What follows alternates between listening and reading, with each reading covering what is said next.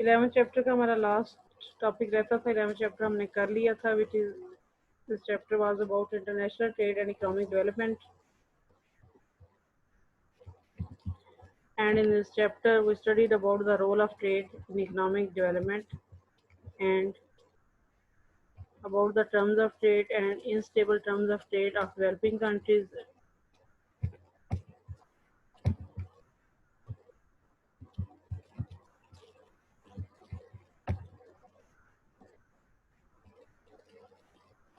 Importance of trade to development, beneficial effects of trade on economic development, and about the endogenous growth theory and the internal factor which are required if you want to develop with the help of sports and trade.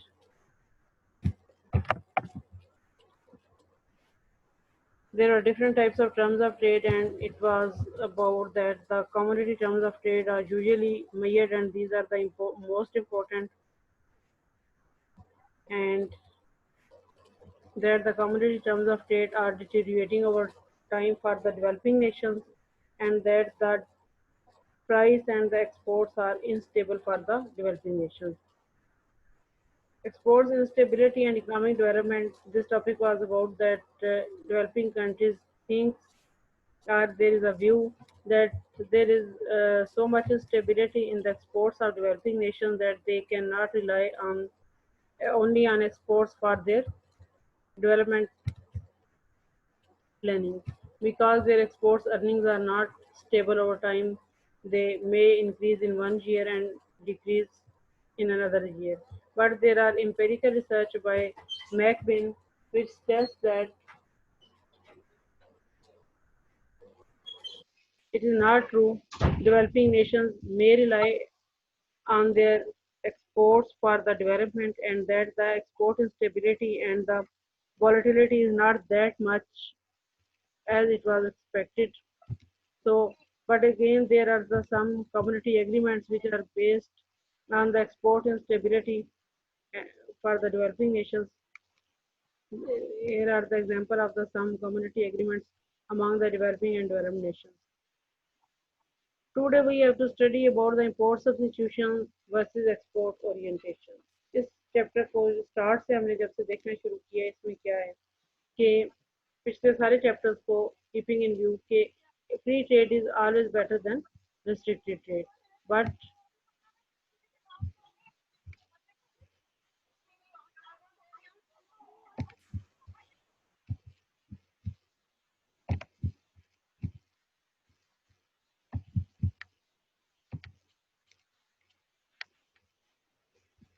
developing nations are of the viewpoint that if they keep on going on with free trade, and free trade is based on the comparative advantage, and their comparative advantage is always in primary goods or in the agricultural goods, then they will always depend on the developed countries for their development. So the traditional trade theory will favor only the existing pattern of the trade but not let them develop as much, or will not let them develop faster. So developing nations try different strategies to industrialize themselves, because mainly developing nations are those nations which are dependent on the agricultural products or primary goods for their exports and development. Now, when they want to industrialize themselves, there are the two ways to industrialize a country. One is import substitution, and second is versus export orientation. Import substitution mean कि वो goods जो आप पहले import करते हैं, आप उन्हें import करने के लिए उसके सब्सिट्यूट डोमेस्टिकली प्रोड्यूस करें, इस तरह आपकी मैन्युफैक्चरिंग इंक्रीज होगी और आपकी इंडस्ट्रीज जो होती हैं वो इम्प्रूव करेंगी. एंड सेकेंड वे क्या है कि एक्सपोर्ट ओरिएंटेशन, कि आपकी जब बजाय इसके कि आप इंपोर्ट जो गुड्स कर रहे हैं उनके सब्सिट्यूट प्रोड्यूस करें, आप इंटरनेशनल लेवल पे जिन गुड्स की डिमांड है आप उनको एक्सपोर्ट करने के लिए प्रोड्यूस करें. ये सेकेंड वे है इंडस्ट्रियलाइजेशन का. During 1950s, 60s, 70s, developing nations made deliberate efforts to move production away from primary goods toward more industrialized production. In decades में, in 50, 60, 70 की decades में developing nations ने ये decide किया कि वो बजाय इसके सिर्फ प्राइमरी गुड्स या एग्रीकल्चरल गुड्स पर रिलाई करें, वो अपने कंट्रीज में इंडस्ट्रियलाइजेशन को फ़रोग़ देंगे और ताकि उनकी इकोनॉमिक डेवलपमेंट ज़्यादा फास्टर हो और वो डेवलप्ड नेशंस की तरह हायर लेवल ऑफ इनकम और जीडीपी अर्न कर सकें। अब इंडस्ट्रियलाइजेशन, अगर कोई कंट्री प्राइमरी प्रोडक्शन और एग्रीकल्चर सेक्टर छोड़ के इंडस्ट्रियलाइजेशन की तरफ जाता है तो उसके फायदे क्या हैं? ये potential gains with the things they can gain are: number one, faster technological progress and growth, कि आपकी टेक्नोलॉजिकल प्रोग्रेस पे सारी प्रोग्रेस डिपेंड करती है। तो विद इंडस्ट्रियलाइजेशन ये टेक्नोलॉजिकल प्रोग्रेस जो उनकी और ज़्यादा तेज़ी से होती है, इसकी ग्रोथ होती है। सेकंड, क्या फ़ायदा इंडस्ट्रियलाइजेशन का? It creates higher paying job. Agriculture में आपको पता है जो भी जॉब्स होती हैं उनमें पेमेंट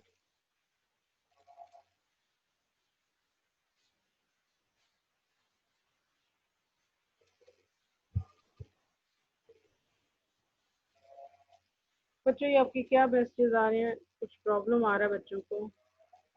एक मिनट।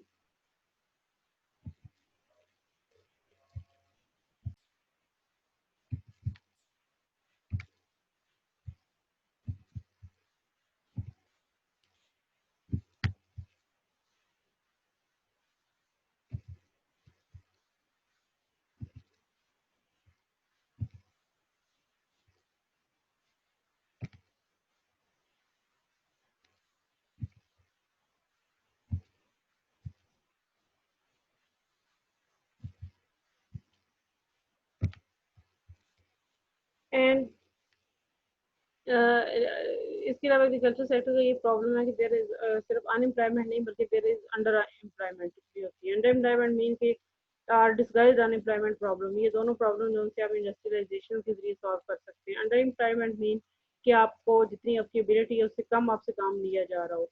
डिस्गाइज अनएम्प्लॉयमेंट मीन कि अगर एक जगह पे दो लोगों की जरूरत है, वहाँ तीन काम कर रहे हो, तो बाहर वो तीनों काम कर रहे हैं लेकिन असल में उनमें से एक अनएम्प्लॉयड है, उसे कहेंगे disguise unemployment.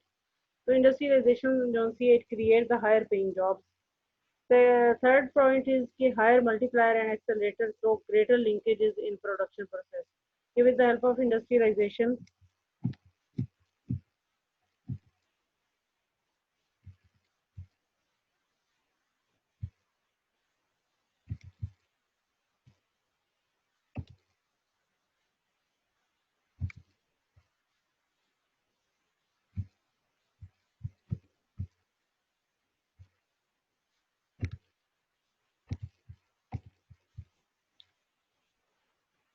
Higher multiplier and accelerator फैक्टरों से इनके गेन्स ज़्यादा होते हैं। फॉर एग्जांपल कि इंडस्ट्री में फॉरवर्ड और बैकवर्ड लिंकेजेस ज़्यादा होते हैं। फॉरवर्ड लिंकेजेस मीन कि आपकी जो आउटपुट है वो किसी और इंडस्ट्री की इनपुट हो। बैकवर्ड लिंकेज ये कि कोई इंडस्ट्री जो इनपुट यूज़ कर रही है वो किसी और इंडस्ट्री की आउटपुट है। तो इस तरह एक इंडस्ट्री की फास्टर ग्रोथ है उससे रिलेटेड बाकी इंडस्ट्रीज की ग्रोथ भी फास्टर होती है। मल्टीप्लायर एक्सेलरेटर इफेक्ट ज़्यादा होता है। Improve terms of trade and price stability, industrial products अगर आप एक्सपोर्ट कर रहे हैं तो एक तो आपकी टर्म्स ऑफ ट्रेड इम्प्रूव होंगी। टर्म्स ऑफ ट्रेड मीन कि ratio of price of exports to price of import. इसके अलावा जो इंडस्ट्रियल प्रोडक्ट्स होती हैं उनकी प्राइसेस स्टेबल होती हैं, उनमें वो फ्लक्चुएशन नहीं जो अभी हमने पिछले टॉपिक में पढ़ा था कि प्राइमरी गुड्स या एग्रीकल्चर गुड्स की जो एक्सपोर्ट्स हैं उनमें प्राइस स्टेबिलिटी नहीं होती। थर्ड पॉइंट के relief from balance of payment difficulties. Developing countries अगर इंडस्ट्रियलाइजेशन की तरफ जाते हैं तो उससे पहले जब वो प्राइमरी गुड्स और एग्रीकल्चर गुड्स एक्सपोर्ट कर रहे थे तो उनकी balance of payment usually negative होता है, बिकॉज की जो चीज़ें वो इम्पोर्ट करते हैं एक्सपेंसिव होती हैं, जो वो एक्सपोर्ट्स करते हैं उनकी प्राइसेस कम होती हैं। तो बैलेंस ऑफ पेमेंट की जो प्रॉब्लम्स हैं वो इंडस्ट्रियलाइजेशन से सॉल्व हो सकती हैं। ये पोटेंशियल गेन्स थे जिनको माइंड में रखते हुए 1950, 60s और 70s में डेवलपिंग कंट्रीज ने डिसाइड किया कि they will opt for the industrialization. Now, after deciding that they are going to industrialize their countries, their economies, there were two strategies which can be employed to be industrialized. First is import substitution industrialization (ISI) and export-oriented industrialization. Import substitution industrialization किसे कहते हैं कि replace imports of industrial goods with domestic production by reducing import access to domestic economy. क्या जो goods import कर रहे हैं उन्हें रिप्लेस कर लें डोमेस्टिक प्रोड्यूस गुड्स से और डोमेस्टिक इंडस्ट्री सेटल डाउन करें जो कि वो गुड्स प्रोड्यूस करें और इस तरह आप जो डोमेस्टिक मार्केट है उसमें उन गुड्स की जो आप पहले इंपोर्ट कर रहे थे उन पर रिस्ट्रिक्शन लगा दें, तो इस तरह आपकी जो मार्केट है वो आसानी से आपकी डोमेस्टिक प्रोडक्शन से फुल हो जाएगी और इस तरह आपके इंडस्ट्रीज जो सी हैं वो फ्लोरिश करेंगी। सेकंड क्या है, export oriented industrialisation.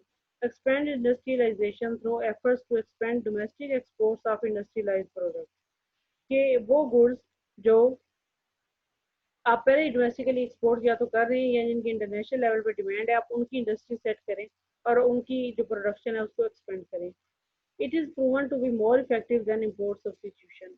According to this book, according to this author, this export-oriented industrialization was proven to be more effective than the import substitute industrialization. तो नाउ दोनों तरीकों के कुछ एडवांटेज है, कुछ डिसएडवांटेजेस है। फॉर एग्जांपल इम्पोर्ट सब्स्टिट्यूशन के advantages क्या हैं? The market for the product already exist, इसमें आप वो गुड्स जिसकी इंडस्ट्री आप सेटल डाउन करने जा रहे हैं उसकी मार्केट पहले से मौजूद है, क्योंकि मार्केट मौजूद है तो लोग उसे इम्पोर्ट कर रहे हैं।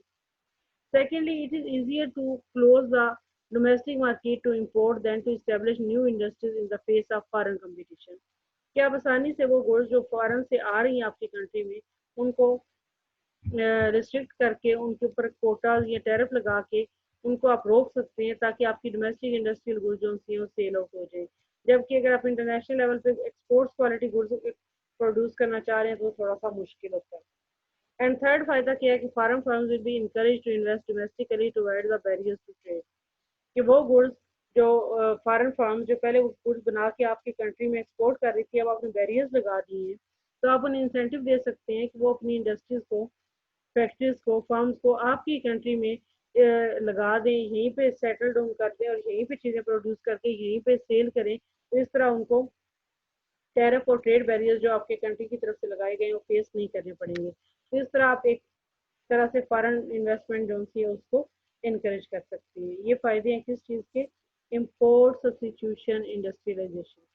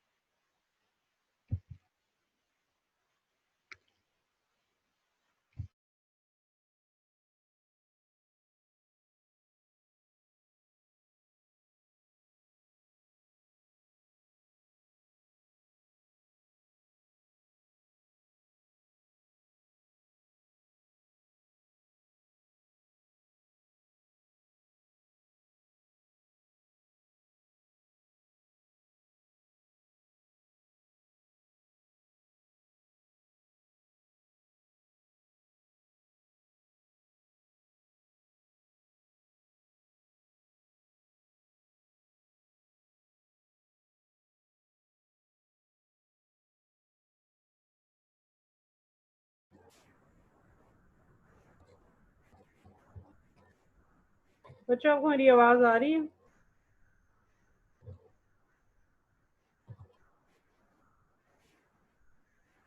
Yes ma'am.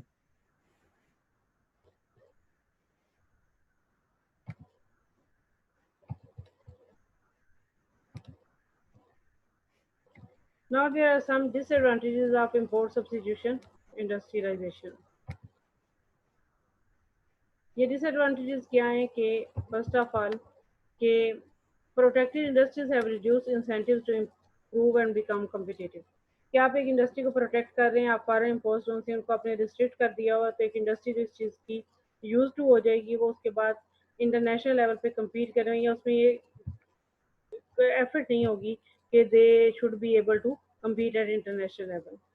Second, the domestic economy may be too small to exploit the available economies of scale, कि जब आपने सिर्फ इम्पोर्ट सब्सिट्यूट जो सी हैं उनको प्रोड्यूस करना है, तो आपकी डोमेस्टिक मार्केट में भी कितनी बड़ी ना हो कि आप इतने बड़े पैमाने पे चीज़ प्रोड्यूस कर सकें कि आप इकोनॉमीज ऑफ स्केल को एडवांटेज जो है उसको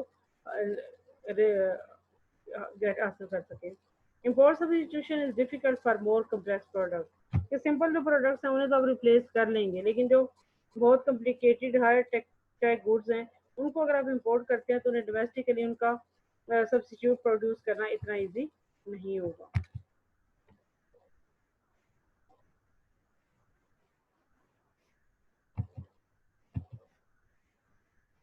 Now there is export oriented industrialization. इसमें ये बीच में कुछ एक टेबल दिया हुआ है, trade liberalization and growth in developing countries. Many countries that had earlier followed the import substitution strategies began to liberalize starting in 1980s। मतलब जब उन्होंने पहले इंपोर्ट सब्स्टिट्यूशन स्ट्रेटजी अप्लाई की तो उन्होंने अपनी जो ट्रेड थी उसको रिस्ट्रिक्ट कर दिया, उसको बहुत सी रिस्ट्रिक्शन लगा दी, लेकिन 1980s में उन्होंने दोबारा अपनी जो ट्रेड है उसको लिबरलाइज कर दिया, उस पर रिस्ट्रिक्शन जो थी उनको हटा दी। And it was they were facilitated by the World Bank and improvements in the product. इसके बाद उन्होंने की जो ग्रोथ प्रोडक्टिविटी थी इसमें ज़्यादा इम्प्रूवमेंट आई। इसमें इस टेबल में एग्जांपल्स दी हुई हैं, Argentina, Brazil, Chile, China, Egypt, India, Mexico, Philippine and Turkey, कि इन्होंने कब कब अपने डिफरेंट ट्रेड बैरियर्स जो थे उनको with the passage of time remove किया और इम्पोर्ट सब्स्टिट्यूशन से ये रिफॉर्म्स हैं जो डिफरेंट ईयर्स में इन कंट्रीज ने अप्लाई की। इम्पोर्ट सब्स्टिट्यूशन को छोड़ के वो इम्पोर्ट ट्रेड लिबरलाइजेशन की तरफ आ गए। सेकेंड स्ट्रेटजी जो इंडस्ट्रियलाइजेशन के लिए यूज होती है वो है एक्सपोर्ट ओरिएंटेड इंडस्ट्रियलाइजेशन। आगे इसके एडवांटेज क्या है कि it allow the for the full exploitation of available economies of scale, कि आप इंटरनेशनल लेवल के लिए जब प्रोड्यूस कर रहे हैं तो आपके लिए कोई लिमिट नहीं है मार्केट की, तो आप बहुत बड़े पैमाने पर प्रोड्यूस करके इकोनॉमीज ऑफ स्केल जो उन्हें गेन कर सकते हैं। इंटरनेशनल कंपटीशन पर greater domestic efficiency, international level पे जब आपने कम्पीट करना है तो आपकी डोमेस्टिक एफिशिएंसी प्रोडक्शन की इंक्रीज करती है। Industrial expansion is not limited by the scale of the domestic economy, कि आप को ये लिमिट नहीं है कि आपकी डोमेस्टिक जो मार्केट है वो इस हद तक बाउंडेड है तो आप इससे ज़्यादा प्रोड्यूस नहीं कर सकते। ये एडवांटेज है किस चीज़ के, एक्सपोर्ट ओरिएंटेड इंडस्ट्रियलाइजेशन। डिसएडवांटेज क्या है कि it may be difficult to set up export industries due to competition from more establish industries, कि वो ज़र इंटरनेशनल लेवल पे बेशुमार पहले इंडस्ट्रीज मौजूद हैं और वो जब वो गुड्स प्रोड्यूस कर रही हैं तो उनके लेवल की कंपटीशन की गुड्स प्रोड्यूस करना इतना ईजी नहीं है। Developed Nations often provide high level of effective protection for industries producing simple labor intensive commodities in which developing nations may have comparative advantage। दूसरा ये कि आप इंडस्ट्रियलाइजेशन की तरफ आना भी चाह रहे हैं और दूसरा आपकी अर्निंग है उससे कंपैरेटिव एडवांटेज है आपका लेबर इंटेंसिव गुड्स में, जो कि मैन्युफैक्चरिंग गुड्स भी हैं लेकिन उनमें लेबर ज़्यादा यूज़ हो रही है, उनकी एक्सपोर्ट्स पे जो डेवलप कंट्रीज़ हैं उन्होंने चूँकि रिस्ट्रिक्शंस लगाई होती हैं तो इसलिए ये इतनी इफेक्टिव में भी कि ना हो डेवलपिंग नेशंस के लिए कि वो गुड्स बनाएं और एक्सपोर्ट्स करें, तो इंटरनेशनल लेवल पे जो डेवलप नेशंस हैं वो उनकी गुड्स को एक्सेप्ट करें या उनको ईजीली अपनी कंट्री में एंटर होने दें। ये population, economic and health indicators, different countries का लाइफ एक्सपेक्टेंसी, ग्रोथ रेट उनके डिफरेंट ईयर्स में दिए हुए हैं, प्लस इसके अलावा manufacturing export as percentage of total merchandise exports, selected developing nation, Egypt, Kenya, South Africa, Tunisia, Argentina, Brazil, Chile and Mexico. आपकी book से अगर आप खोल के देखें तो वहाँ पे पाकिस्तान का भी दिया हुआ है कि इनकी जो मैन्युफैक्चरिंग गुड्स की एक्सपोर्ट्स है उनकी टोटल एक्सपोर्ट्स की परसेंटेज क्या है, बस इजिप्ट की 12 है जबकि 2010 में इनकी ये 43 हो गई। इसी तरह 1983 में India 52% manufacturing goods produce export कर रहा था लेकिन 2010 में ये 64% हो गई। हाँ ये पाकिस्तान का इधर दिया हुआ है कि 1983 में पाकिस्तान 63% मैन्युफैक्चरिंग गुड्स थी टोटल एक्सपोर्ट की रेशो, जो 2010 में 74 है।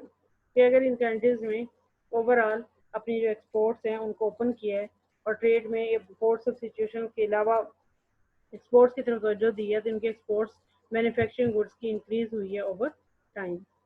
Average growth rate of real GDP and trade in different countries, इनमें चाइना की आप एग्जांपल देख सकते हैं, इसकी ग्रोथ रेट और ऑफ रियल जीडीपी 10.2 था और 1980 से लेके 1990 तक, और 1990 टू 1995 तक इट इज़ 12.8 है। इन्हीं ईयर्स में इनका एक्सपोर्ट्स का ग्रोथ रेट आप अगर देखें तो 11 था और नेक्स्ट ईयर है जिनमें आपका जीडीपी ग्रोथ रेट बेटर है उसी में उनका एक्सपोर्ट्स का ग्रोथ रेट बेटर है, वो 15.6 है। change in commodity prices over time and the growth rate of rich countries. ये डिफरेंट टेबल्स हैं, इनमें डाटा जिसको आप कंपेयर कर सकते हैं. Traditional and purchasing per capita income of selected country. Purchasing पर पैरिटी वो होती है जो कि आप एक्सचेंज रेट के लिए आपने एडजस्ट की हुई हो, या आप ये कह लें कि उसमें इन्फ्लेशन नहीं है, सिर्फ आपने जो गुड्स एक कंट्री की दूसरे कंट्री से आप कंपेयर करें. तो ट्रेडिशनल मेथड में यूनाइटेड स्टेट्स की ये आपको दी हुई है पर कैपिटा इनकम, ईयर है 2010, और इसमें और इनकी ओरिजिनल में कोई इतना ज़्यादा डिफरेंस नहीं है. बाकी कंट्रीज़ का ये होगा 43,000 समथिंग, जबकि इधर 38,000 है. तो परचेजिंग पावर पैरिटी डिपेंड इस चीज़ पे करता है कि जो आपकी करेंसी की प्राइसेस के डिफरेंस की वजह से फ़र्क आ रहा है इन्फ्लेशन से, उसे निकाल के आप रियल जीडीपी एक तरह से कह सकते हैं इसको.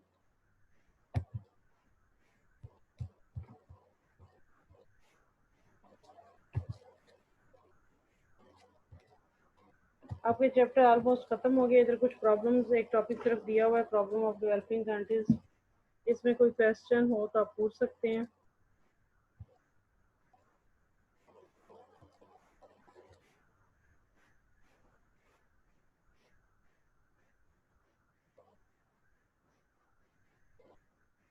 इस चैप्टर को देख लीजिएगा, इसमें शॉर्ट क्वेश्चंस की काफ़ी गुंजाइश है. मल्टीपल चॉइस क्वेश्चन भी होते हैं. असाइनमेंट में भी आपने अपनी अब जमा करवा दी होगी. अब तक मैंने अभी पोर्टल नहीं चेक किया. स्टूडेंट्स कोई प्रॉब्लम है तो पूछ लें, अदरवाइज आपकी आज की क्लास का टाइम खत्म होने वाला है. अल्लाह हाफिज़ बच्चों.